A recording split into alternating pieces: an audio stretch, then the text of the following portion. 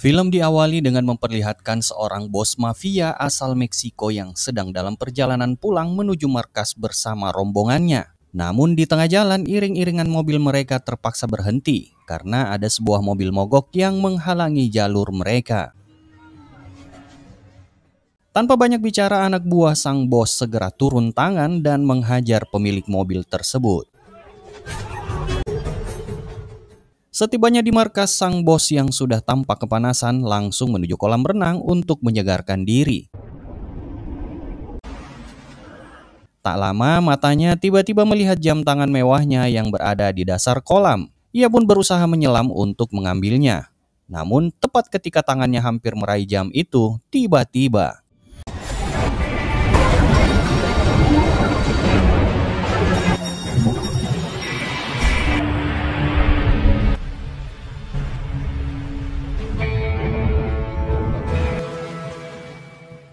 ternyata sosok yang berhasil menghabisi nyawa bos mafia itu adalah seorang pembunuh bayaran profesional yang dikenal dengan nama Arthur Bishop. Tak membuang waktu, Bishop meninggalkan markas tepat sesuai rencana, tanpa seorang pun sempat menyadari keberadaannya.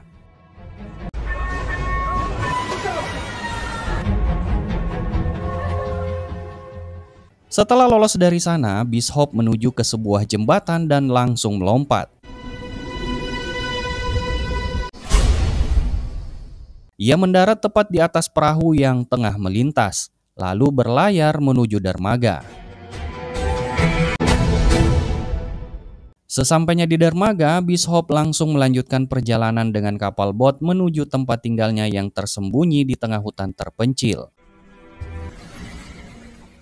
Begitu tiba, ia masuk ke rumahnya dan membuka sebuah lemari rahasia yang memperlihatkan betapa matang dan terencananya setiap langkah yang ia buat. Dari sana terungkap bahwa pembunuh bos mafia tadi bukanlah tindakan sembarangan. Sebagai pembunuh bayaran profesional, Bishop selalu memastikan setiap eksekusi tampak seperti kecelakaan, sehingga tidak ada yang bisa menaruh curiga pada dirinya. Keesokan harinya, Bishop terlihat sedang memantau berita melalui internet. Di sana ia melihat kabar mengenai kematian bos mafia tadi. Semua orang percaya kalau sang bos tewas karena mengalami kram otot saat berenang. Itu berarti rencana Bishop berjalan mulus dan misinya berhasil, di mana kematian si bos mafia tampak seperti kecelakaan. Siang itu Bishop menuju kota untuk bertemu dengan mentornya sekaligus menerima imbalan atas misi yang baru saja ia selesaikan. Setibanya di sana, ia masuk ke sebuah restoran, tempat yang sudah mereka sepakati sebelumnya untuk bertemu. Tak lama kemudian muncullah sosok pria tua dengan kursi rodanya. Pria itu bernama Harry McKenna, seorang yang sudah lama dekat dengan Bishop. Keduanya memiliki hubungan erat karena sama-sama tergabung dalam organisasi pembunuh bayaran profesional.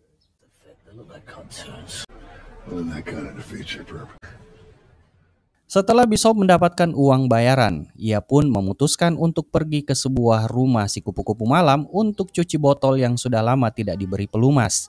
Sesampainya di sana, Bishop langsung didatangi oleh seorang wanita seksoi. Berhubung juga si Johnny sudah ngaceng, ia pun langsung mengajak wanita tersebut untuk mantap-mantap. Setelah puas adu rayu, tak lupa Bishop membayar si wanita dan langsung pulang ke rumahnya.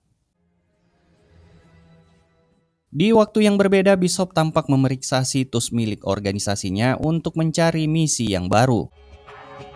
Namun kali ini ia begitu terkejut-kejut saat mengetahui kalau target berikutnya adalah Harry, mentornya sendiri. Untuk itu Bishop segera menghubungi adminnya untuk meminta penjelasan. Namun sayangnya perintah yang ia terima bahwa Harry memang benar-benar akan menjadi sasaran berikutnya. Meski begitu, admin tersebut memberi saran kepada Bishop. Bila ia ingin penjelasan lebih jauh, sebaiknya ia langsung menemui salah satu pimpinan organisasi di sebuah bandara kecil. Tak lama kemudian Bishop berhasil bertemu dengan salah satu tokoh penting dalam organisasinya, seorang pria bernama Dean. Menyadari tujuan kedatangan Bishop, Dean langsung menjelaskan bahwa Harry sang mentornya sebenarnya telah berkhianat. Ia mengungkapkan bahwa pekan lalu Harry menjual data rahasia milik organisasi kepada pihak saingannya. Akibat tindakan itu, 5 anggota pembunuh bayaran dari organisasi mereka tewas secara tragis. Untuk memperkuat ucapannya, Dean juga menunjukkan bukti bahwa rekening milik Harry mendadak penuh setelah menerima pembayaran dari pengkhianatan tersebut. Only two partners know the details of any given job. Dean kemudian menanyakan langsung kepada Bishop apakah ia bersedia menyingkirkan Harry. Ia menegaskan bila Bishop menolak, organisasi tetap akan mengirim orang lain untuk melaksanakan eksekusi. Lagi pula aturannya sudah jelas. Siapapun yang berkhianat wajib dieksekusi. Mendengar penjelasan itu, Bishop hanya terdiam. Ia tidak segera memberi jawaban, hanya mengatakan bahwa ia perlu waktu untuk mempertimbangkannya. Malam itu Bishop terlihat masih diliputi kebingungan dan sulit mempercayai kenyataan bahwa Harry bisa mengkhianati organisasinya sendiri. Beberapa jam kemudian, ia akhirnya menghubungi Harry dan menyuruhnya segera keluar menuju area parkir karena anak buah Dean telah mengepung lokasi tempat Harry berada. Mengikuti instruksi Bishop, Harry pun berhasil pergi tanpa seorang pun menyadari kepergiannya. Saat tiba di area parkir, Harry mendapati mobilnya sudah dalam kondisi rusak, seakan ada seseorang yang dengan sengaja merusaknya. Dan dari balik kegelapan, Bishop pun muncul. Dengan tenang, Harry mengungkapkan kekagumannya sejak lama terhadap kemampuan Bishop yang selalu membuat setiap eksekusi terlihat seperti sebuah kecelakaan. Dan kini ia pun sadar kalau dirinya akan menjadi target dan kematiannya akan dianulir seolah-olah hanyalah akibat perampokan mobil. Harry yang sempat membawa senjata akhirnya memilih untuk menyerahkannya kepada Bishop karena ia sadar tidak mungkin bisa menandingi muridnya itu. Kemudian ia mengatakan kalau dirinya lebih rela dibunuh oleh Bishop ketimbang harus mati di tangan pembunuh bayaran lain yang juga tengah memburunya atas perintah organisasinya tersebut.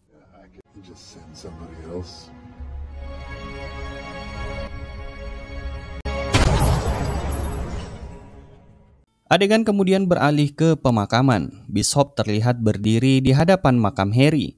Di tempat itu ia bertemu dengan putra tunggal Harry, seorang pemuda bernama Stephen. Mengetahui bahwa Bishop pernah menjadi rekan dekat ayahnya, Stephen mengatakan bahwa kini ia sangat membenci para perampok mobil. Ternyata sebagaimana orang lain, Stephen pun percaya bahwa kematian Harry disebabkan oleh aksi perampokan.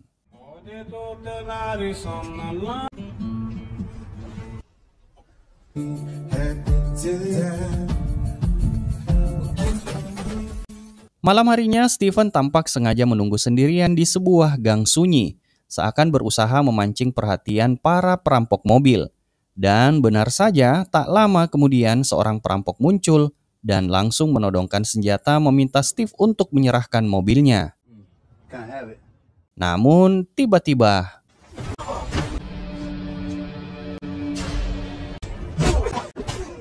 usai melumpuhkan perampok itu, Stephen berniat menghabisinya karena kebenciannya yang mendalam terhadap para pencuri mobil. Namun tepat sebelum ia menarik pelatuk, Bishop tiba-tiba muncul dan menghentikannya. Bishop menegaskan bahwa jika Stephen membunuh dengan cara seperti itu, yang akan ia dapatkan hanyalah masalah di kemudian hari. Ia juga menambahkan bahwa tindakan semacam itu hanyalah metode pecundang yang biasanya dipakai oleh orang-orang bodoh. Setelah itu, Bishop segera menyuruh Stephen meninggalkan tempat tersebut secepatnya. Keesokan harinya ketika Bishop baru saja selesai berbelanja kebutuhan sehari-hari, tanpa sengaja ia terlihat oleh Stephen. Pemuda itu langsung menghampirinya dan memohon agar Bishop bersedia menjadikannya murid, dengan harapan bisa menempuh jalan yang sama sebagai pembunuh bayaran. Stephen menegaskan bahwa dulu ayahnya, Harry, pernah menjadi guru bagi Bishop, sehingga kini Bishop berkewajiban membalas budi dengan mengajarinya. Namun Bishop terlihat cuek saja dan lebih memilih untuk meninggalkannya.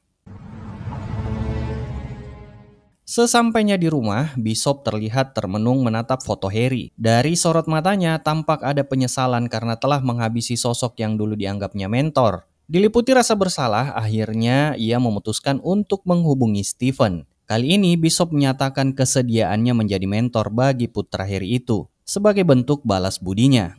Makanya Stephen diminta untuk menemuinya esok pagi di sebuah lokasi penangkaran anjing.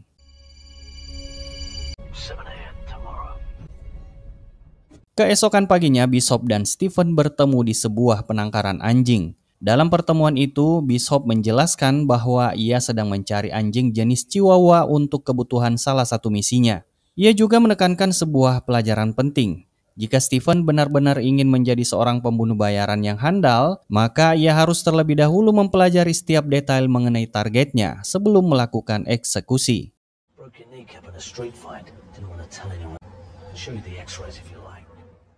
Tak lama kemudian Bishop berhasil menemukan Chihuahua yang ia cari. Ia lalu menyerahkan anjing itu kepada Stephen. Dengan syarat, Stephen harus merawatnya bila benar-benar ingin diterima sebagai muridnya.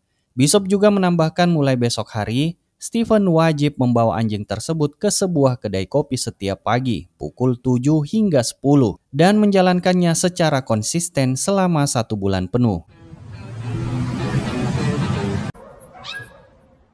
Singkat cerita, Stephen mengikuti instruksi Bishop dengan rutin membawa anjingnya ke kedai kopi setiap pagi, meskipun ia sendiri belum memahami alasan dibalik perintah itu. Sementara itu, setiap sore Bishop melatih Stephen dengan disiplin, khususnya dalam keterampilan menembak.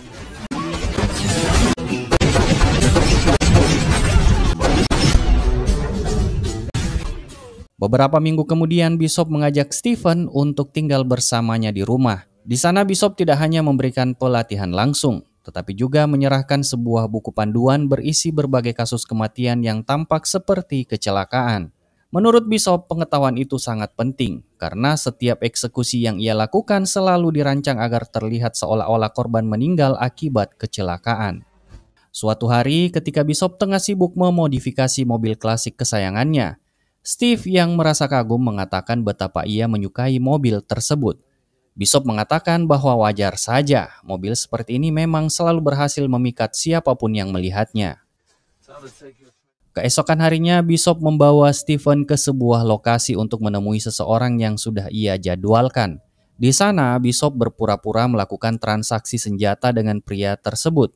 Namun begitu lawannya lengah, Bishop dengan cepat menghabisinya hanya dengan sebuah ikat pinggang.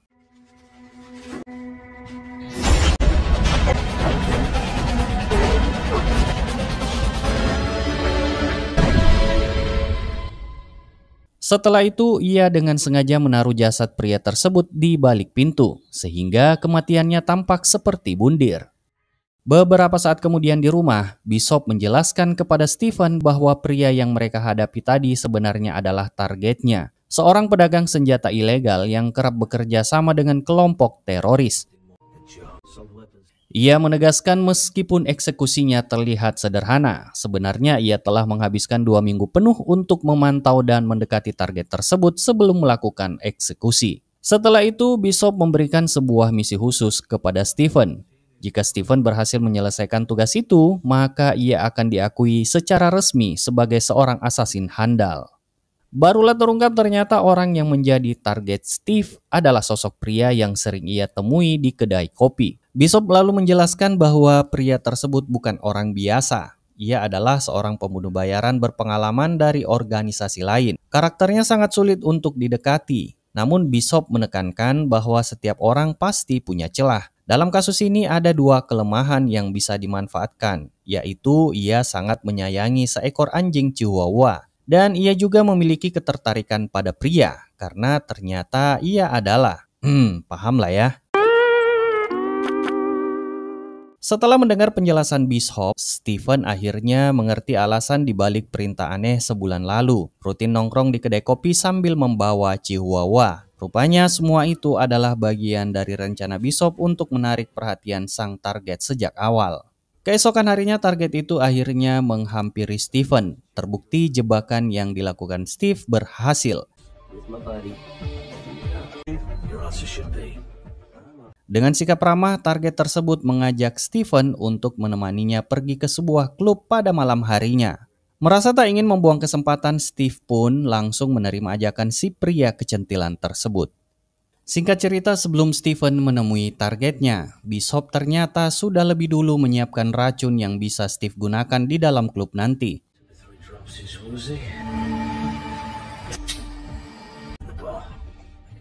Tak lama kemudian, Stephen nampak sudah duduk bersama targetnya untuk menikmati minuman sambil berbincang.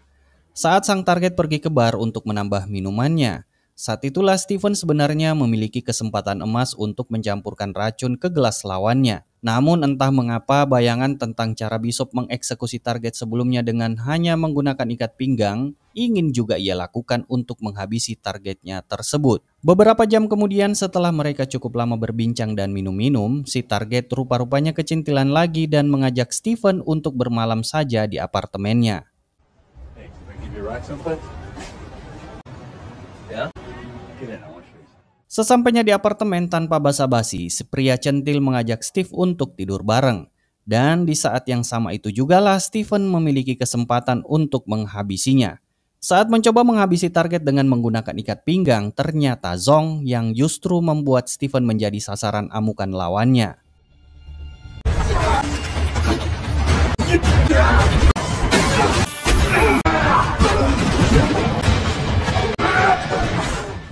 Namun untungnya si target sedang dalam kondisi mabuk berat, sehingga meski sempat dihajar habis-habisan, Stephen tetap berhasil mengeksekusinya.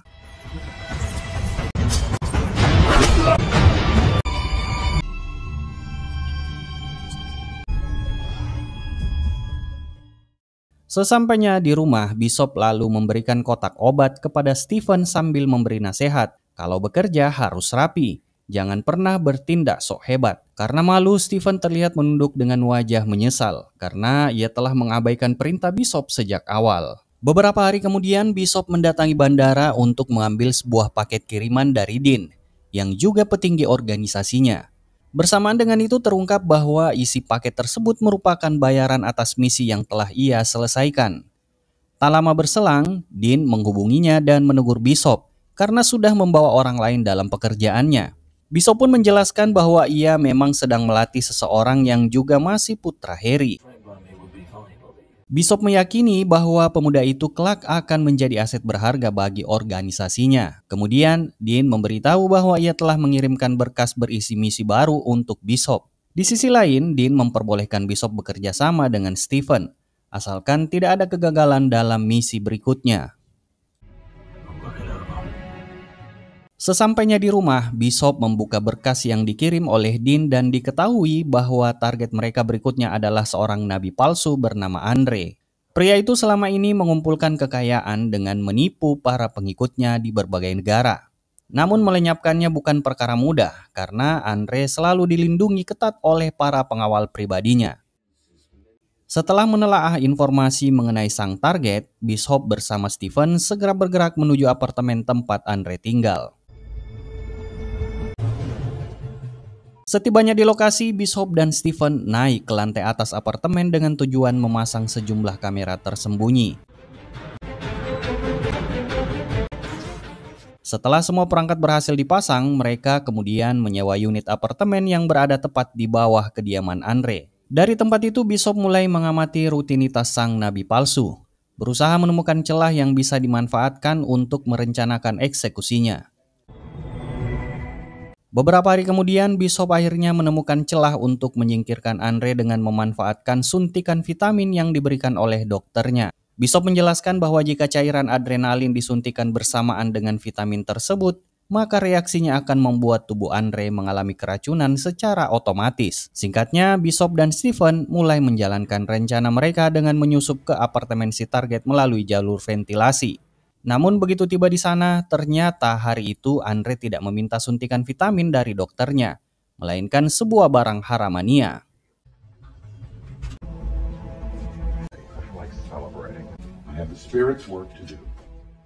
Bishop pun segera merubah strateginya karena ia tahu suntikan adrenalin tidak akan berhasil. Tak lama ketika sang dokter meninggalkan ruangan dan Andre sedang sendirian, Bishop bersama Stephen keluar dari persembunyian dan langsung membekap targetnya. Akhirnya Andre tewas di tangan Bishop dan Stephen. Mereka segera mencari tempat bersembunyi. Namun tak lama kemudian, salah satu bodyguard masuk ke kamar untuk menyampaikan telepon penting dari jamaatnya. Saat itu ia justru mendapati Andre sudah tak bernyawa. Di tengah ketegangan itu, Stephen tanpa sengaja menjatuhkan sebuah baut ke lantai, yang langsung memicu kecurigaan para bodyguard. Seorang bodyguard mencoba membuka jendela untuk memeriksa, hingga akhirnya persembunyian Bishop dan Stephen terbongkar dan aksi tembak-menembak pun tak terhindarkan.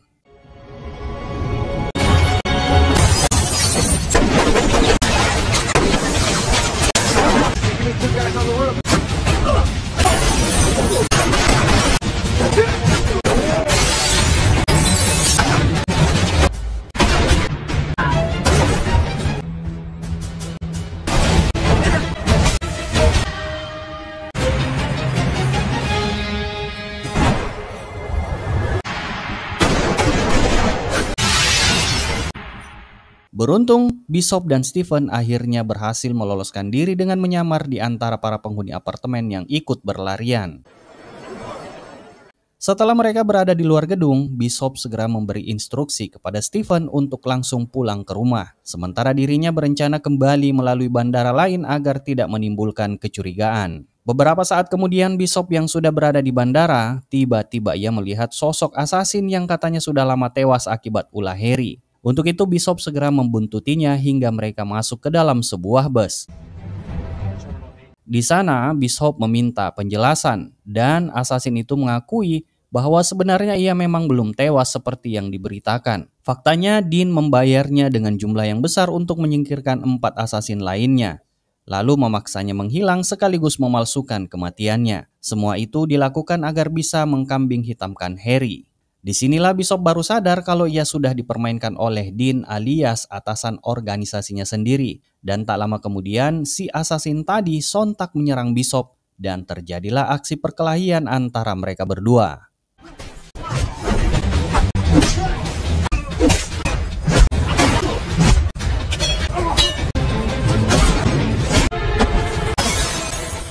Pada akhirnya Bishop berhasil menyingkirkan asasin tersebut. Belakangan terungkap bahwa orang itu memang sudah mendapat instruksi dari Dean. Jika identitasnya terbongkar, maka Bishop harus dieksekusi. Keesokan paginya, Bishop terlihat tiba di dermaga tempat biasanya ia menyiapkan speedboat untuk pulang ke rumahnya. Namun kali ini ia merasakan ada sesuatu yang janggal. Mengandalkan instingnya, Bishop segera mencari tempat bersembunyi. Dan ternyata benar tak lama kemudian sebuah mobil berhenti di dermaga, membawa sekelompok asasin kiriman Dean yang dikirim khusus untuk memburunya. Saat mereka mulai menyisir area untuk mencari keberadaan Bishop, tiba-tiba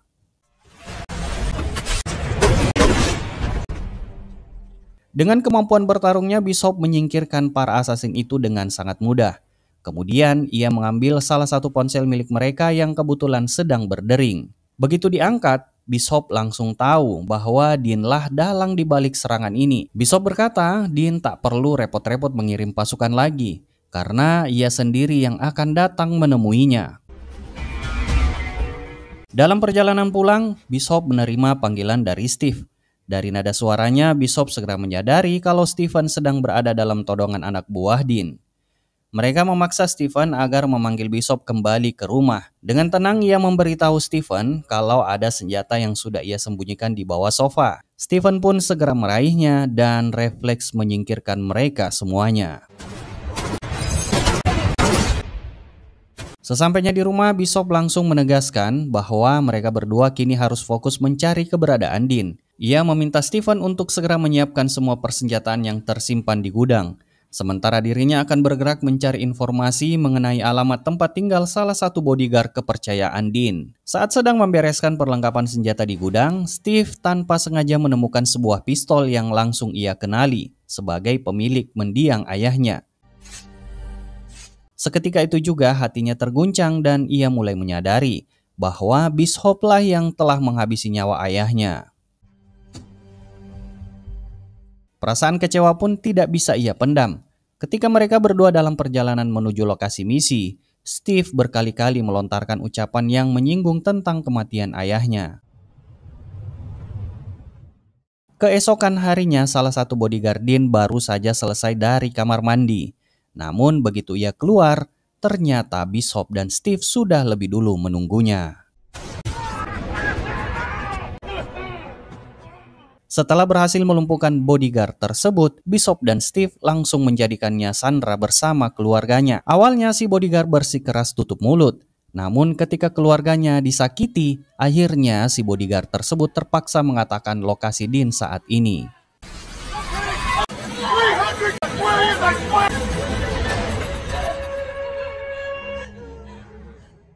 Adegan kemudian beralih kepada Dean yang tengah menerima sebuah panggilan. Begitu ia mengangkat, terdengar suara Bishop yang langsung menyinggung soal kematian Harry dan menanyakan berapa banyak uang yang Dean kantongi dari sana. Dengan tenang Dean menjawab 50 juta dolar, lalu mencoba menawarkan 10 juta dolar untuk Bishop asalkan ia tidak membunuhnya. Namun Bishop dengan tegas menolak dan tetap melanjutkan perburuannya terhadap Dean. Percakapan berakhir dan Dean baru menyadari bahwa Bishop menelpon menggunakan saluran telepon dari lantai atas gedung tempatnya berada.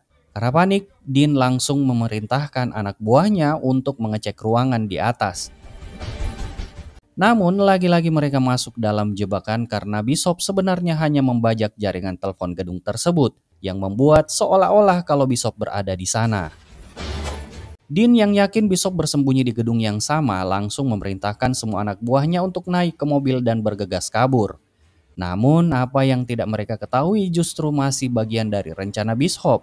Saat iring-iringan mobil Dean melaju di jalanan kota, tiba-tiba salah satu kendaraan mereka dihantam keras oleh mobil yang dikendarai Bishop dan melancarkan serangan cepatnya terhadap para pengawal Dean tersebut. Setelah berhasil melumpuhkan semua pengawal, Bishop dan Steve akhirnya menuntaskan misinya dengan menghabisi Dean, yang artinya kematian Harry pun terbalaskan. Singkatnya, dalam perjalanan pulang, mereka sempat berhenti di sebuah pom mini untuk mengisi bensin. Steve turun lebih dulu dan mulai mengisi tangki, tapi secara sengaja ia menumpahkan bensin ke lantai hingga menggenang di bawah mobil. Dengan wajah tenang, ia lalu beralasan pada Bishop bahwa dirinya ingin membeli rokok di minimarket. Akan tetapi yang terjadi, rupa-rupanya si Steve masih menyimpan dendam terhadap Bishop. Keesokan harinya, Steve terlihat kembali ke rumah Bishop. Tujuannya jelas, ia ingin mengambil mobil klasik milik Bishop, mobil yang sejak lama ia kagumi.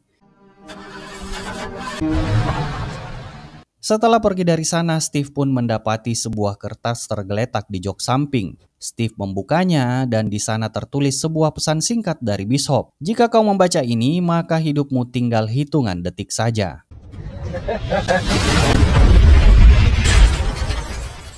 Ternyata dari hasil rekaman CCTV yang ada di pom bensin tadi terlihat jelas bahwa Bishop berhasil meloloskan diri tepat sebelum ledakan terjadi. Sejak awal Bishop sudah membaca niat busuk Stephen yang berencana menghabisinya sekaligus mencuri mobil klasik kesayangannya. Makanya Bishop sang asasin cerdik sudah memperhitungkan segalanya jauh sebelum Stephen beraksi. Dan dengan begitu film pun selesai. Terima kasih sudah menonton, semoga kalian terhibur. Sampai jumpa di alur film seru lainnya and bye-bye.